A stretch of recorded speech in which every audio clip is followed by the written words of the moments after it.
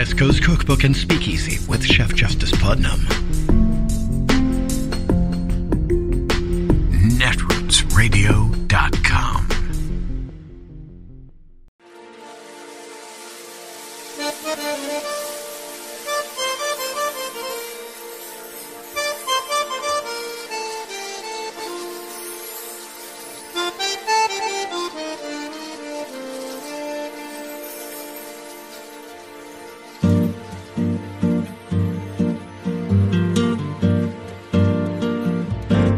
Je voudrais du soleil vert, des dentelles et des théières, des photos de bord de mer, dans mon jardin d'hiver.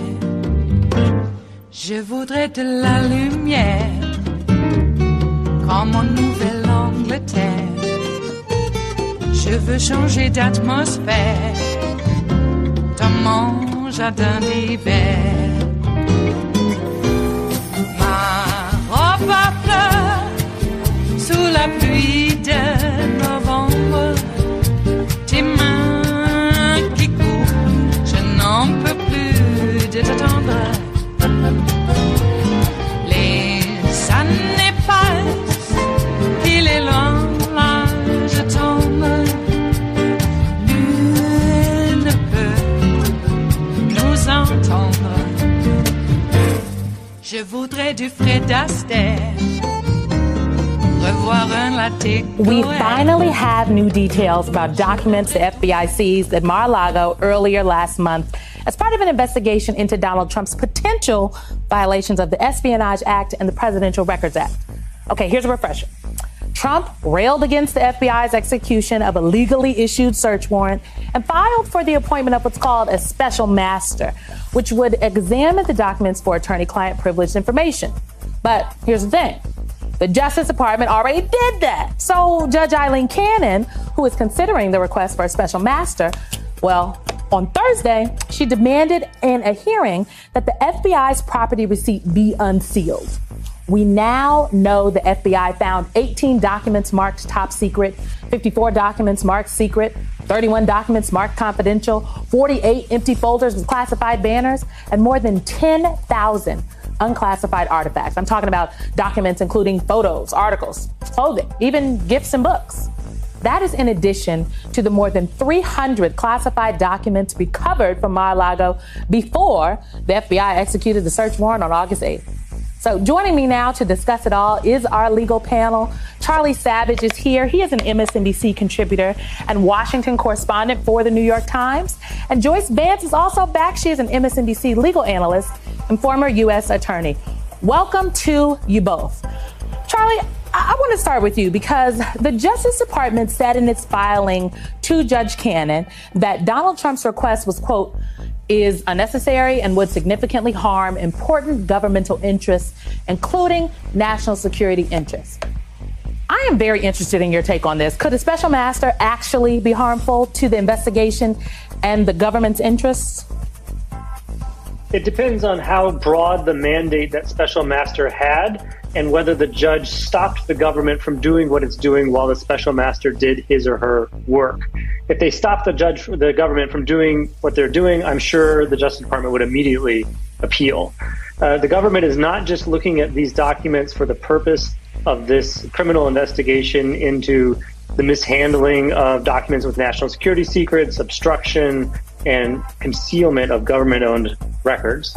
It is also separately looking at it to conduct a risk assessment of the damage to national security that would ensue if any of this information has been compromised, which they don't know, while it was kind of sitting in an insecure way at Mar-a-Lago.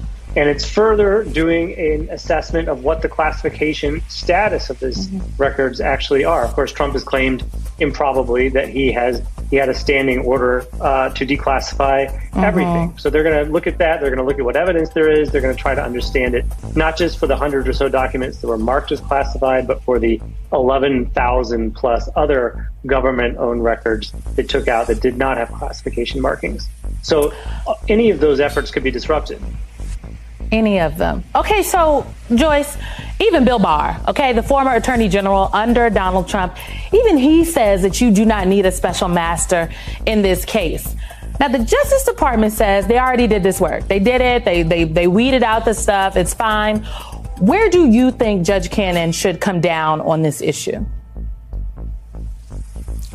Legally, there's no question of where she should come down. Special masters are used in cases where attorneys' offices are searched. And of course, in an attorney's office, you would expect to find a lot of attorney-client privileged material.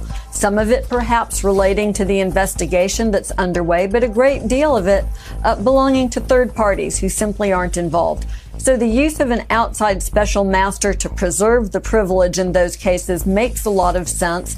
And it's done, I don't want to say frequently, Simone, but it's done when it's necessary. This is not that situation. This is not an attorney's office. There's every indication that the filter team has done a good job of preserving a very limited quantity of attorney-client privileged material that was in the 45 office. There's no evidence that DOJ has handled this other than with the utmost integrity. And so if Judge Cannon looks at both the legal basis for doing this and the factual circumstances, she won't order a special master in this case. But she's already indicated that that may be where she's headed.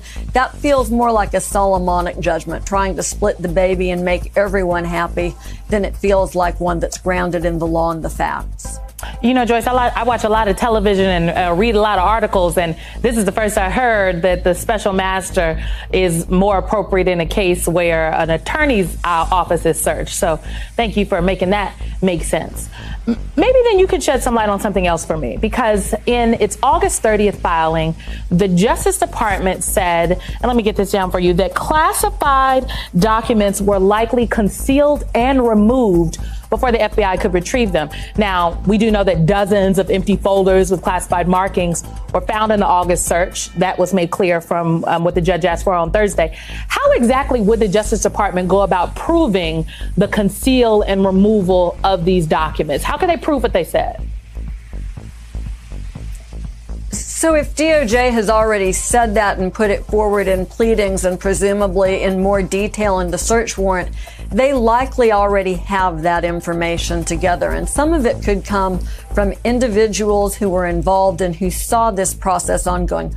We don't know details, and it can be dangerous to speculate, but something that has caught my attention is this recently unsealed information from the District of Columbia. And when you put everything that we've now seen together, it sounds like in June, when DOJ officials were at Mar-a-Lago, they were able to physically observe a large number of boxes in storage that they believed could contain classified material and needed to be searched. But when they executed the search warrant, there were about 15 or 20 fewer boxes than they had expected present. So whether that gives rise to the inference that something has been moved, or whether that's simply a fact that would require some more detail to explain it and is innocuous and not important, we don't know. But DOJ will hunt down all of the details.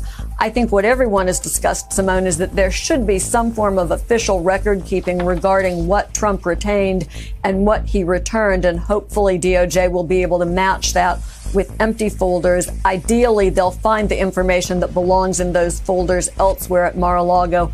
Otherwise, this becomes an all hands on deck sort of exercise. Now, Charlie, I do believe it matters that so many classified documents were being held in Mar-a-Lago. It was crazy for me to see those photos earlier that week. There are laws in place that make taking or the concealment of government records a crime, regardless of the national security status. So how should that inform the way we discuss the thousands of documents without classification markings that were found in Mar-a-Lago? The photos, the pictures, the clothing. Right.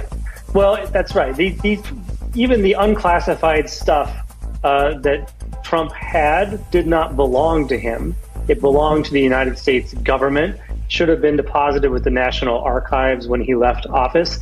And the National Archives was trying to get it back starting May of 2001. And then at one point was told, you can come pick up this stuff in January, and they took out 15 boxes. But now we learn 11,000 more documents that they were not given. And I think that underscores part of the predicate for saying that there was evidence of obstruction at the at Mar-a-Lago, which we saw in the search warrant affidavit and application, because the effort by the National Archives to do its job, to retrieve government property that did not belong at Mar-a-Lago, did not belong to Mr. Trump, was thwarted, and perhaps through deception, if they were told they were getting everything in January. Simone? Yes, it is. These are not his documents. There's a photo I wanted to take out of my office when I worked at the White House, and they told me it did not belong to me and it needs to stay put. Let's move to January 6th, because Donald Trump said something this week that I thought was very jarring, and it's not getting as much attention. But he said this about potential pardons for Capitol rioters. He's talking about some people that he says he met with and that he's even financially supporting. Take a listen to this. So I met with a number of times, but I met with and I'm financially supporting people that are incredible. It's a disgrace what they've done to them. What they've done to these people, it's disgraceful. I will tell you, I will look very, very favorably about full pardons. If I decide to run and if I win, I will be looking very, very strongly about pardons. Amen. Full pardons. The former president went on to say that he would accompany those pardons with an apology to many of the Capitol rioters as well. Joyce, what is your response to hearing this?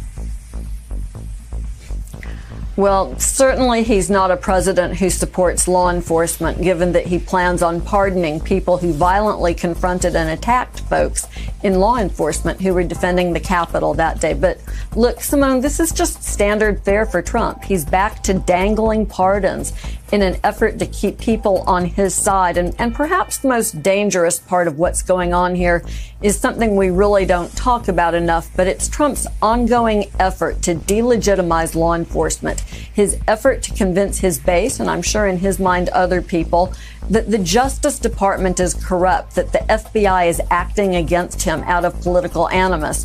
And of course, that sets up, as this investigation moves forward, the theme that he will continue to trot out. And it's a very dangerous moment in this country where you have a powerful figure who has a megaphone strapped to his mouth every time he opens it, trying to convince people that they can't trust our criminal justice system, because we rely on that system day in and day out to keep our communities safe, to make sure that people are held accountable, and to have a former president delegitimizing that to help himself out down the road is really a dangerous place for this country to be.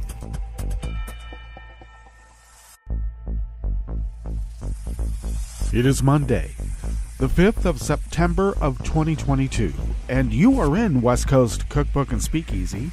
I am your chef de cuisine, Justice Putnam. Gunner the English Bulldog is our snoozing sous chef, and our daily special is River City Hash Mondays on a Labor Day. That's right.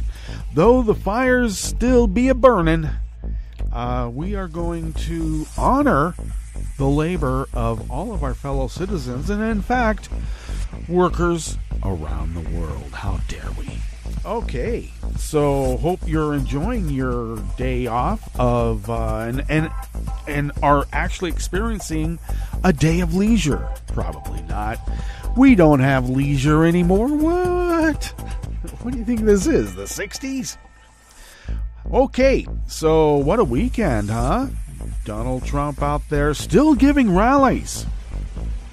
Do you remember Reality Winner going on the rally circuit and threatening the FBI and DOJ with violence? Violence! A violent backlash. Oh my God. All right. Well, that's what Trump does. He incites the masses, and we're just supposed to go along with it. Apparently, CNN says you're going to go along with it or else. Yeah, we're getting the or else for sure. Oh, man. I love it. Trump's out there saying that I want the FBI and the DOJ violently attacked. And Joe goes out there on a primetime address and says, you know, this is like really dipping into fascism. And who gets charged with the hate speech? Joe! How dare you call those fascists? And the use of the military. I've never seen the hyperventilation so much. Brianna, I know that you have family in the military. Don't we all? Oh, my God. One of the most martial societies in the history of the world. Well, this side of Sparta and Rome. I actually think that maybe we're even more martial than they are. Anyway, look, I understand, but this isn't the first time this has happened. In fact, this happened ever since we had a general who said, I'm only serving one term. And I'm not a general. Don't call me the commander-in-chief. He hated that. Yeah, George did. So listen. Marines have been standing at that. That's actually not attention. If it was attention, their hands would be down at their side, but they're sort of like cupped in front of their belts. That's not quite at ease either. But anyway, they are standing at a form of attention. Well, the commander-in-chief has given a speech. Been done ever since George. Just saying. I'm just saying. All right. But, as soon as a liberal does it, the world has to stop. They're all upset because we're kicking back. We're tired of being kicked, and now we're kicking back. And now the world has to come to an end. Jesus. They'll get used to it. Especially when it starts hitting their pocketbook. I know hate sells more than anything else. That's why they make so much money. That's why they're willing to throw away like Harwood, like he's some sort of extremist. My God. That's how bad it is. Somebody like Harwood is considered to be extreme. All right. Well, Netroots Radio attempts to be a small bulwark, at least, against this insanity.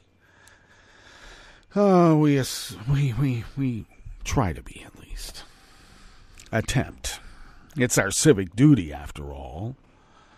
Boy. Okay, well, what they say. And it's not they, it's actually Bob Dylan. Money doesn't talk, it swears. And as soon as you swear back, we gotta shut you down. You're being so terrible. You have mean words. Really? Well, get used to it. I mean, we could have mitigated this by starting it a lot sooner, but we haven't, so there's no time to start than now. It's always too late to wait. Ah, boy. Okay.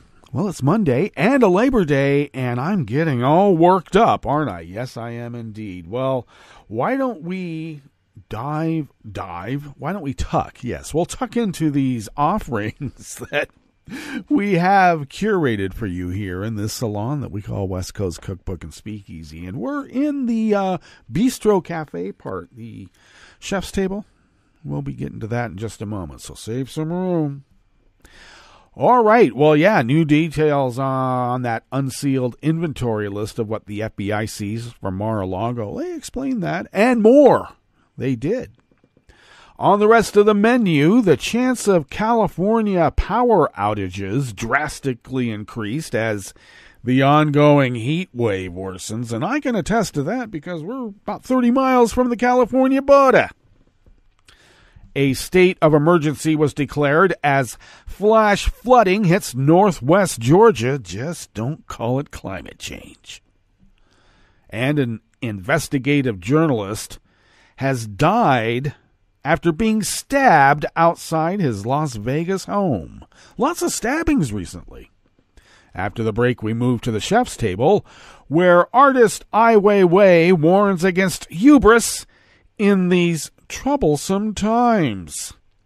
And a British con artist, who is the subject of a Netflix documentary, has been arrested in Belgium after fleeing from France. All that and more on West Coast Cookbook and Speakeasy. Bon appetit.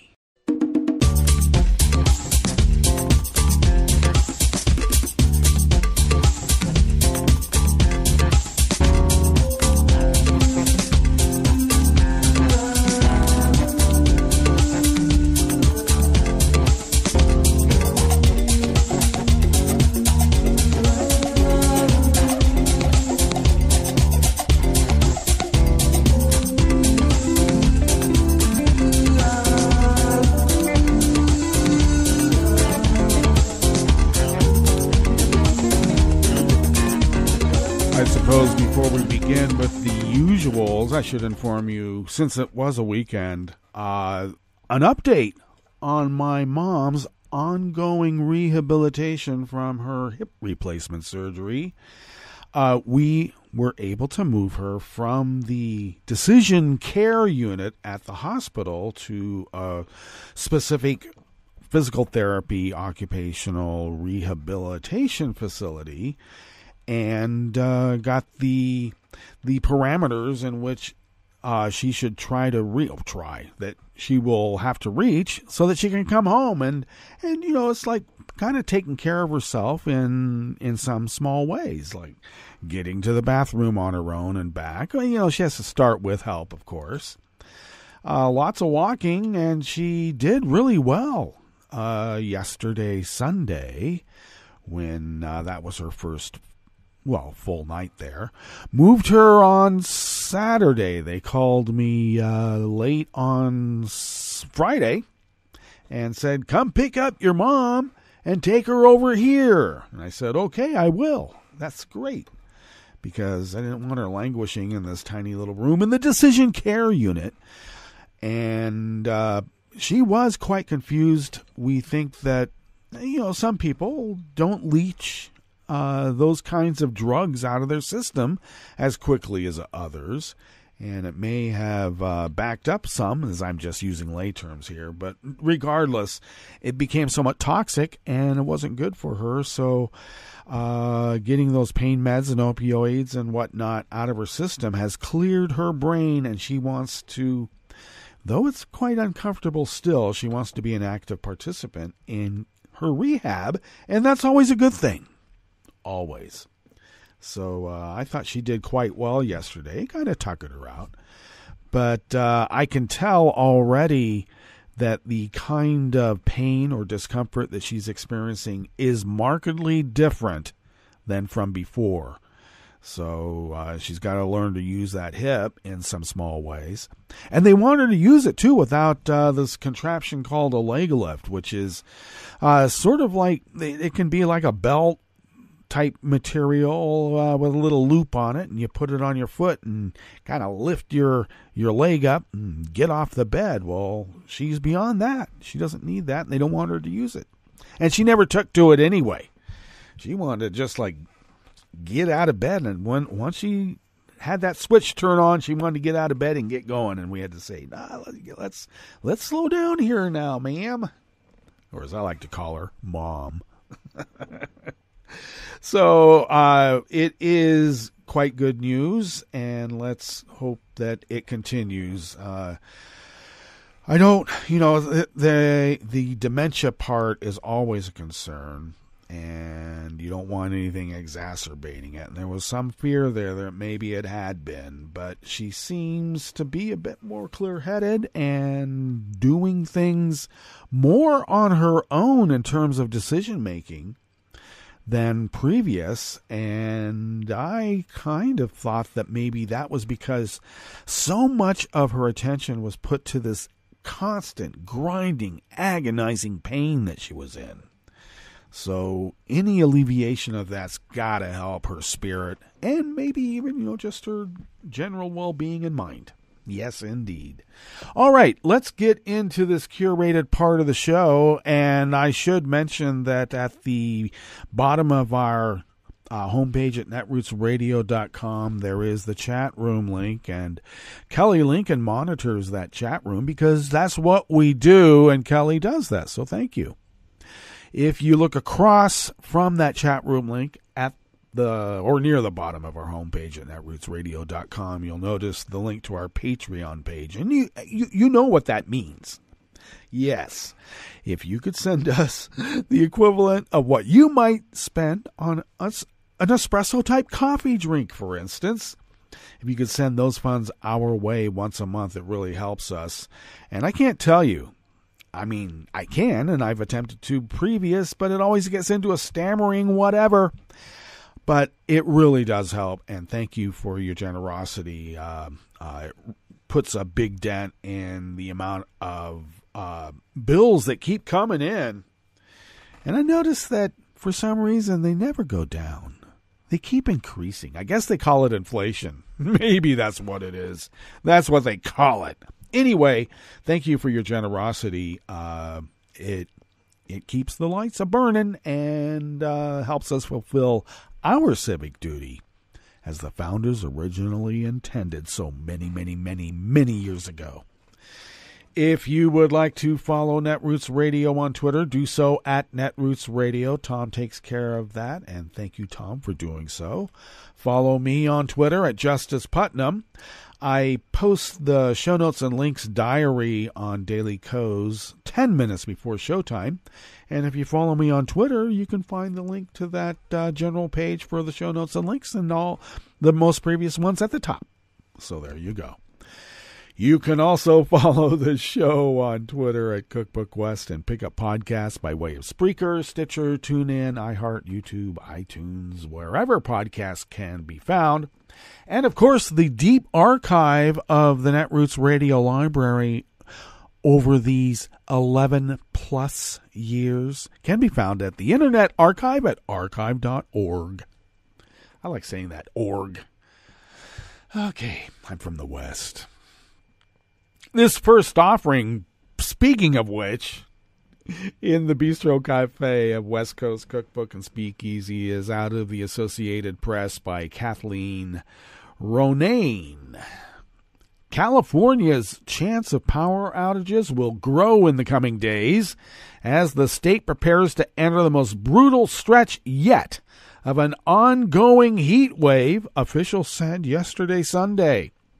Energy demand is expected to outpace supply starting this evening, Monday, and predictions for Tuesday, tomorrow, show the state rivaling its all-time high for electricity demand. The system operator is in charge of managing and maintaining reliability on the electric grid, a challenging job during hot weather when energy demand soars as people crank up their air conditioners. Grid managers have several options available before power outages, like tapping backup generators, buying more power from other states, and using so-called demand response programs where people are paid to use less energy. But keeping the lights on will also require Californians to continue conserving, as they have been, even as the temperatures rise. Most of California's 39 million people are facing extremely hot weather. Temperatures in the Central Valley are expected to be as high as 115 degrees Fahrenheit for several days. In Los Angeles, meanwhile, temperatures topped 100 degrees, unusually warm temperatures for September. Energy officials and power companies have been urging people since last Wednesday to use less power from 4 p.m. to 9 p.m. by keeping air conditioners at 78 degrees Fahrenheit or higher and avoid using major appliances like ovens and dishwashers. Those so-called flex alerts have allowed the grid operators to keep the lights on so far.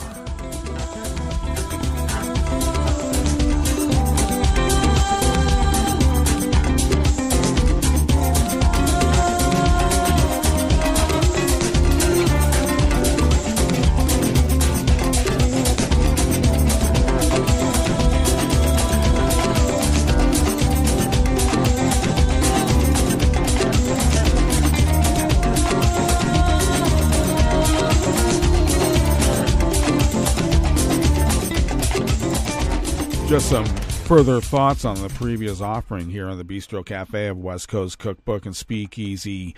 River City Hash Mondays. Labor Day. It's Labor Day. Just another thought is that California is not Texas. All right? Just letting you know.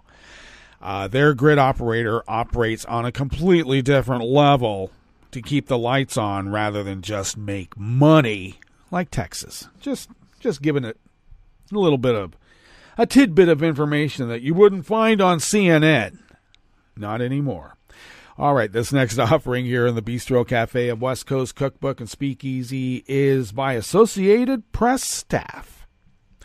Thunderstorms and heavy rain pounded parts of northwest Georgia yesterday Sunday, sparking flash flooding in some areas. Local news reports showed roads underwater and homeowners struggling to keep the water out. Governor Brian Kemp declared a state of emergency yesterday afternoon Sunday in Chattooga and Floyd counties, directing all state resources to help with preparation, response, and recovery activities.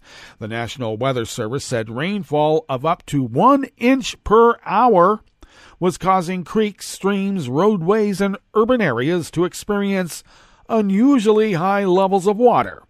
Up to 12 inches of rain was estimated to have fallen in the area, according to Kemp's executive order. The service declared a flash flood emergency for Somerville, Lyerly, and James H. Floyd State Park in Chattooga County. Floyd County, just to the south, was also under a flash flood warning.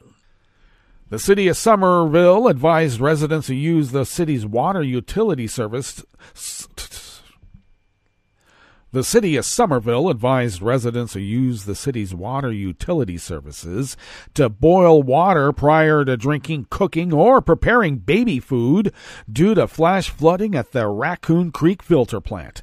Water should be boiled for at least 1 minute after reaching a rolling boil. Citizens should continue to boil their water until they are notified by their drinking water utility that the water system has been restored to full operation and that the microbiological quality of the water in the distribution system is safe for human consumption, the city posted on its website.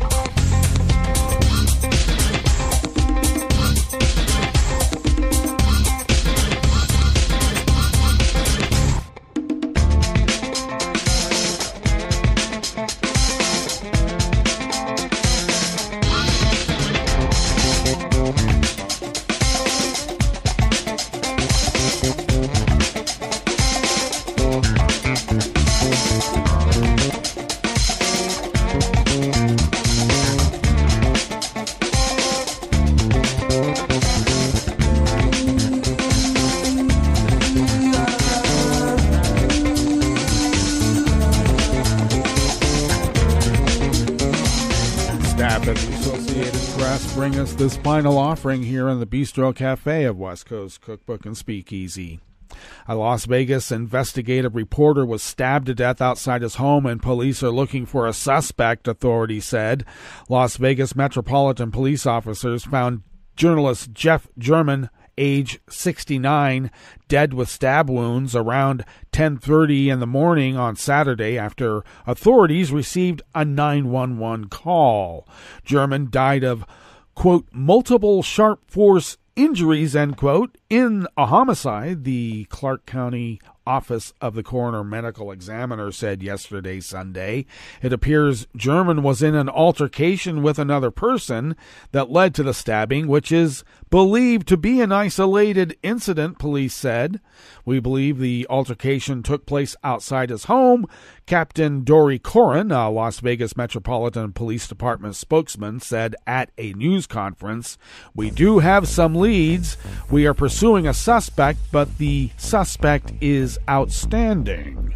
Glenn Cook, the Review Journal's executive director, said German had not communicated any concerns about his personal safety or any threats made against him to anyone in the newspaper's leadership. We'll be following that story as it develops. And let us now go to our break. And when we get back from that break, we will go through weather from around the world. And we will finish up with the stories that we've curated for you today. You are listening to West Coast Cookbook and Speakeasy. And we will be right back. You are listening to netrootsradio.com. Please hang up and try again.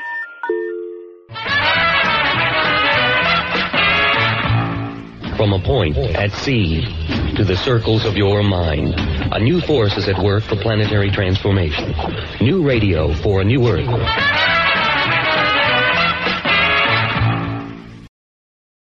This is Take Two Movie Review. I'm Gabby Nicole. This week, 3,000 Years of Longing is out of the bottle.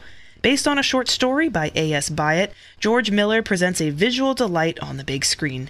An ancient genie, referred to as Jinn, is released from his bottle by a lonely scholar, played by Tilda Swinton. Idris Elba, as the Jinn, offers the standard 3 wishes, with the well-known stipulations, but the scholar doesn't trust him. She spends 3/4 of the film listening to his stories over the past 3,000 years out of curiosity and to preserve her best interests. The final quarter of the film is spent following the repercussions of her wishes, which is far less compelling. The visual effects are by far the highlight of this film. Miller's effects team hits the sweet spot where the work is so believable you forget that you're watching the work of a computer program. I would have been satisfied with a film following the pursuits of the Jinn and felt no real connection to Tilda Swinton's character. I left the theater wanting more, and not in a good way. I couldn't help but question if I was supposed to get something more from the film. Swinton and Elba's acting is excellent, as is expected of these renowned actors, but good acting can only take you so far in a film. Without spoilers, the encounters between the two characters reminded me of E.T. Fans of special effects prowess will enjoy this film, as well as those interested in mythology. The plot nods to popular folklore and legends stretching back to King Solomon. The film takes place in modern times, so modern that background characters wear face coverings, presumably to protect against COVID-19, the first film I have seen to do this without making it more central to the plot. 3,000 Years of Longing, while overall a beautiful film for the eyes, left me longing for more in the plot. This has been Take Two Movie Review. I'm Gabby Nicole. Catch up with us at take2moviereview.com and feed us back on our channel on YouTube.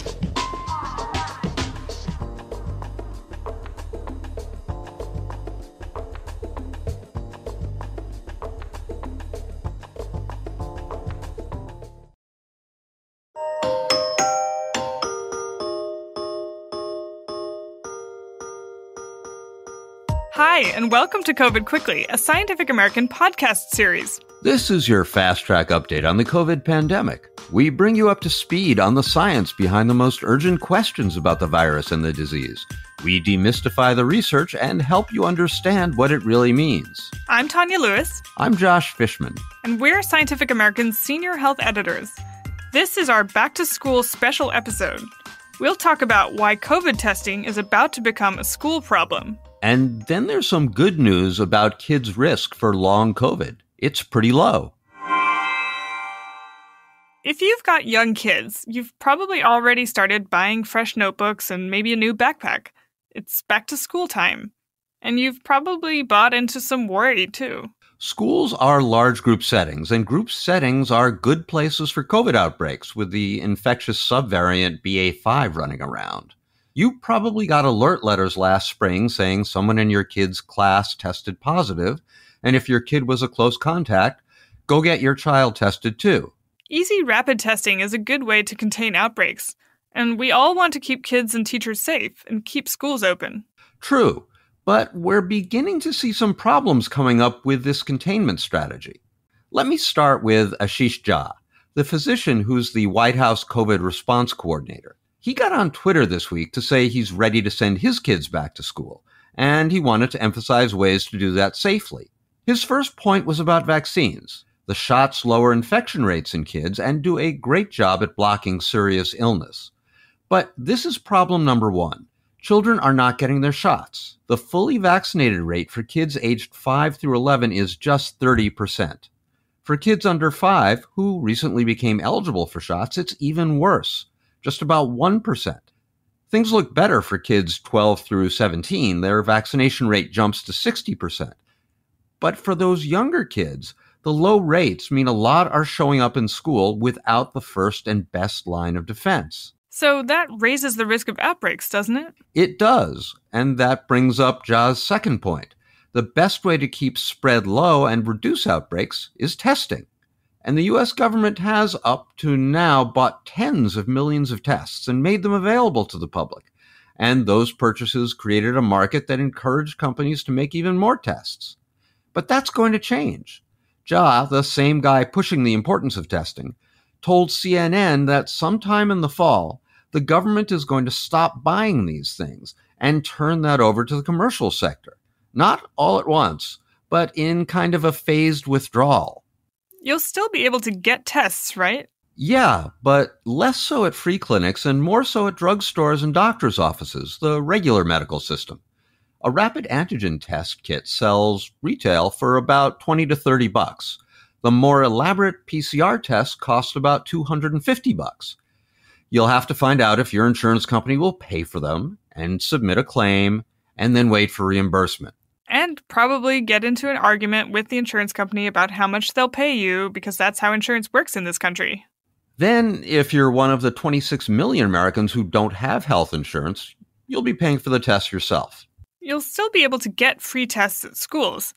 The White House says it will supply 5 million rapid antigen tests and 5 million PCR tests to schools that request them, and the schools should give them to you.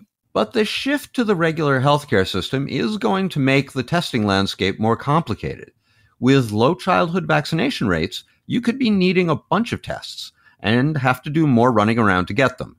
New Jersey just announced that unvaccinated school workers and workers in childcare no longer have to get tested routinely. And if other states follow suit, that'll make spotting outbreaks even tougher. So, along with those new school notebooks and pencils, it might be a good idea to stock up on a bunch of COVID tests now, while they're still pretty easy to get. There's a lot of scary and conflicting info out there about long COVID, especially when it comes to children. What do the studies really show us, Tanya? Well, early in the pandemic, there was good reason to be worried. Some studies showed the risk of long COVID, lingering symptoms such as fatigue, depression, or headaches that continue weeks or months after an infection, could affect as many as 2 out of 3 children who had COVID. That's a lot. Have those findings held up over time?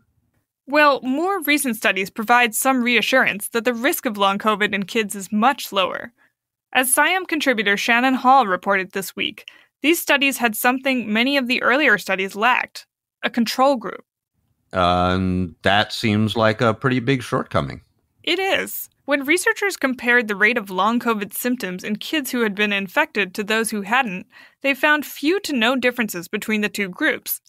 For example, a large study in the UK published last year found that most of the kids who had COVID felt better within 6 days, and more than 98% were fully recovered by 8 weeks. In contrast, kids who tested negative for COVID actually felt worse at the 4-week mark than those who tested positive. That's not what I would expect. Right.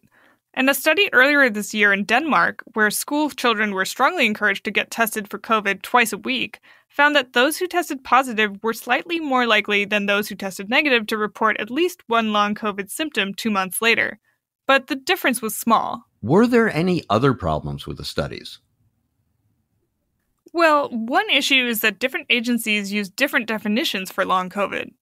The CDC defines it as symptoms that begin a month after infection, whereas the World Health Organization describes it as anything that lasts at least 2 months. I can see why that would be confusing. Is there anything else that could explain the symptoms in COVID-negative kids, if not COVID itself? Yes. Researchers suspect that the kids in the control groups might have simply been suffering from other respiratory viruses.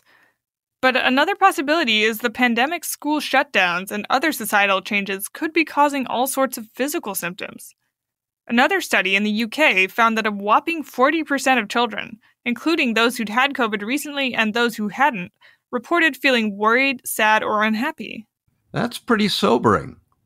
But stepping back, how worried should parents be about long COVID itself?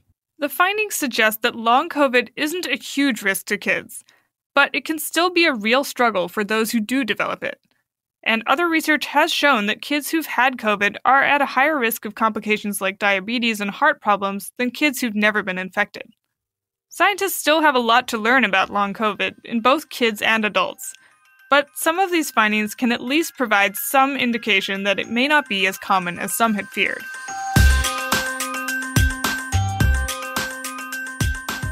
Now you're up to speed. Thanks for joining us. Our show is edited by Jeff Del Vicio and Tulika Bose. Come back in 2 weeks for the next episode of COVID Quickly, and check out SciAm.com for updated and in-depth COVID news.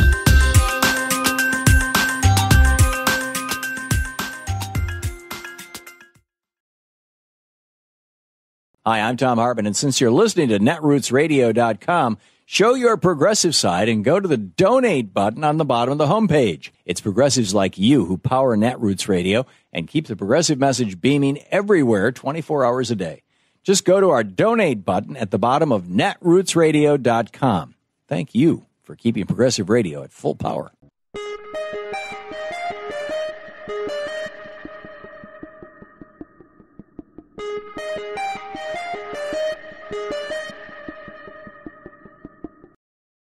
Make sure you're registered to vote. Go to rockthevote.org. Vote for Democrats up and down the ticket. This message, a public service from all the fine people of netrootsradio.com. For more than a year, America's corporate chieftains have been moaning about the Great Resignation, the recent phenomena of workers just up and quitting their jobs. And now comes quiet quitting, workers who don't leave their jobs but only do what they're hired to do, quietly rejecting the endless extra unpaid tasks and weekend assignments that bosses try to pile on. What's at work in the heads of all these workers? Simple, barked one boss way back in 1894, nobody wants to work. And here's an anti-New Deal baron in 1940 snorting that trouble is everybody is on relief or a pension, nobody wants to work. Then in 52 came the same refrain. Everybody is, quote, too damn lazy and nobody wants to work anymore. Year after year, the exact same wail is repeated from on high, including this group gripe expressed in a corporate survey this year. 1 in 5 executive leaders agree that no one wants to work. Given the historic continuum of executive suite disdain for working stiffs, it's no surprise that the top dogs are blaming sluggish workers for today's rampant job dissatisfaction. But it's both hilarious and pathetic that high-dollar bosses are so inept at employee relations that they can't keep the rank and file on the job, much less happy. Their response has been to put a silly Band-Aid on this serious problem.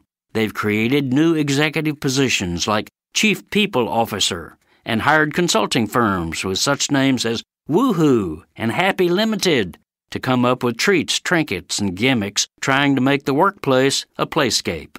Beer tastings, ping-pong games, meditation, a Lizzo concert, company water bottles, wine Wednesdays. This is Jim Hightower saying, memo to CEOs, try decent pay and benefits, rational scheduling, meaningful goals, and personal respect. In a word, dignity. What is the Speech and Debate Clause, and why should you care? I'm Bill Newman, and this is the Civil Liberties Minute.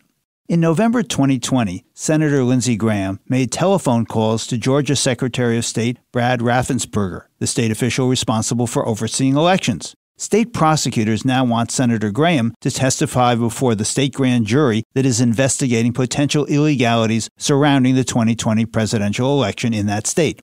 But Senator Graham is claiming in federal court that he can't be required to testify because of the Speech and Debate Clause.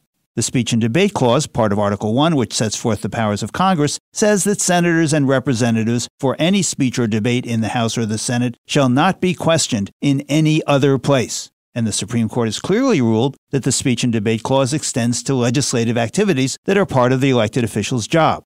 So, with regard to Senator Graham's case, the Federal District Court has ruled that the Speech and Debate Clause does shield Senator Graham from having to answer questions that would intrude on his legislative fact-finding. But the court also ruled that the Speech and Debate Clause does not prevent questions that would inquire about potentially pressuring election officials to change the election results and related matters. The case now heads back to the Court of Appeals, where Mr. Graham's brief is due by October 11th. An important decision on the Speech and Debate Clause is forthcoming.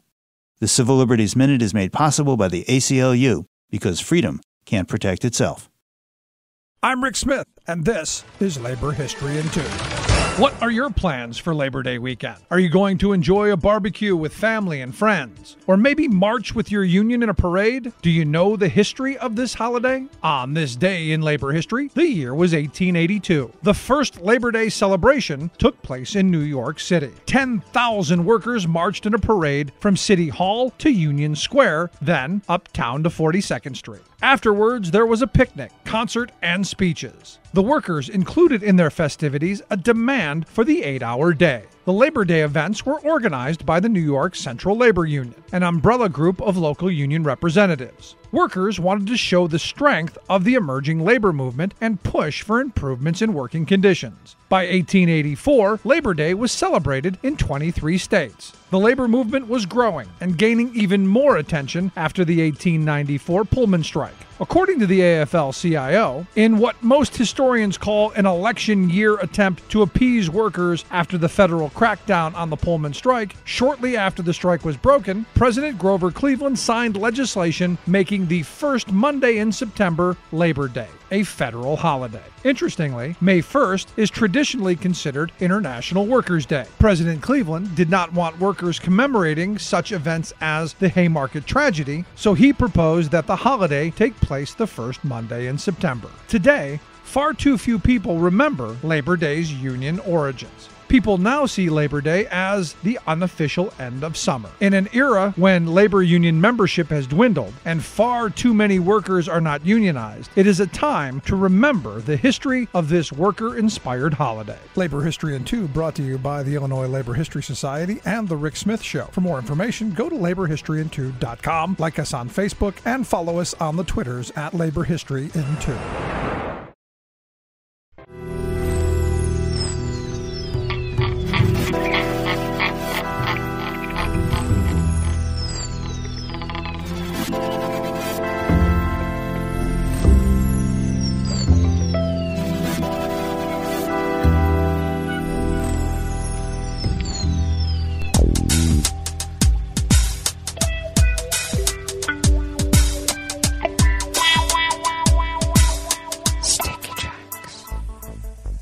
Thank you for accompanying us here to the chef's table at West Coast Cookbook and Speakeasy.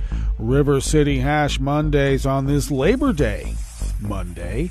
We always begin weather from around the world along the banks of the Rogue River in the Rogue River Valley of Southern Oregon on the west coast of the continental United States of America, where it is currently 63 degrees Fahrenheit, and we are under an active fire weather watch. And vast swaths of southern Oregon is under that watch, and we're told that we should get ready to go when we're told to go. So we will hopefully not have to go. Looks like we'll be about 95 degrees Fahrenheit today with plentiful sunshine, winds out of the north-northwest at 5 to 10 miles per hour.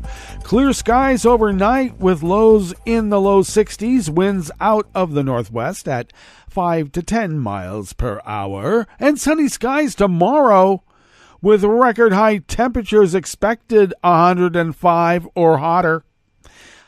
And winds will be out of the northwest at 5 to 10 miles per hour. Confirmed cases of coronavirus in Jackson County in the southern part of Oregon were updated late last week and stands at 501,005 people confirmed cases and 577 confirmed deceased. Pollen is rated as none here in Rogue River. The air quality index for the region is good at 31 parts per million, and that daytime UV index has come down one notch, though it is still in the high range. It has come down to level 6.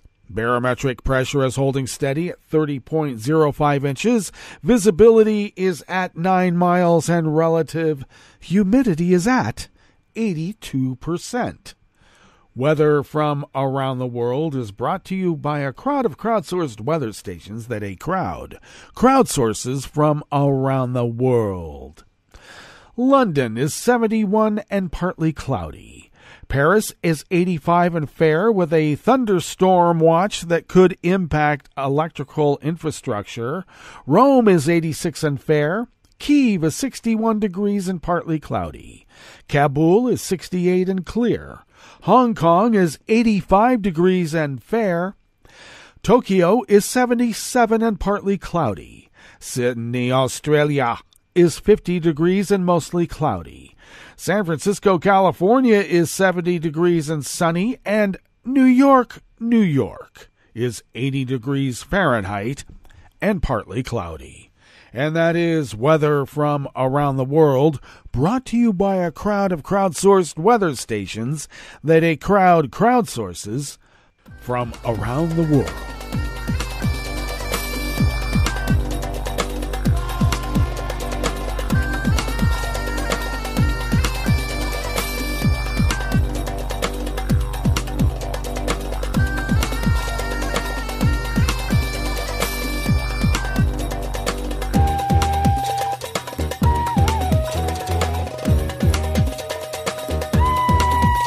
Colleen Berry of the Associated Press brings us this first amuse-bouche here at the chef's table at West Coast Cookbook and Speakeasy.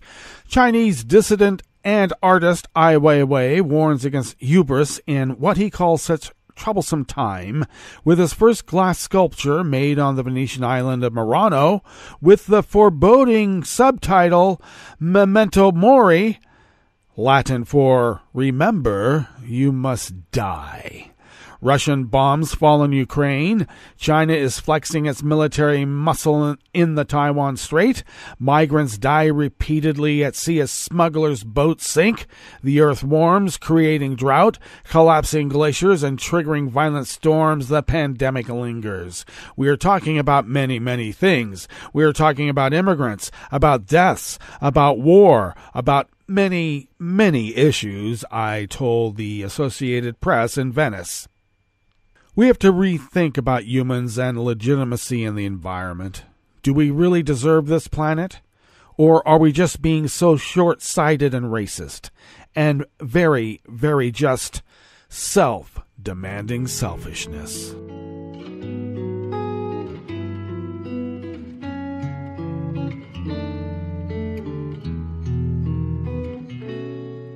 Je te donne ce mon amour pour la vie entière, la promesse de me trouver à tes genoux.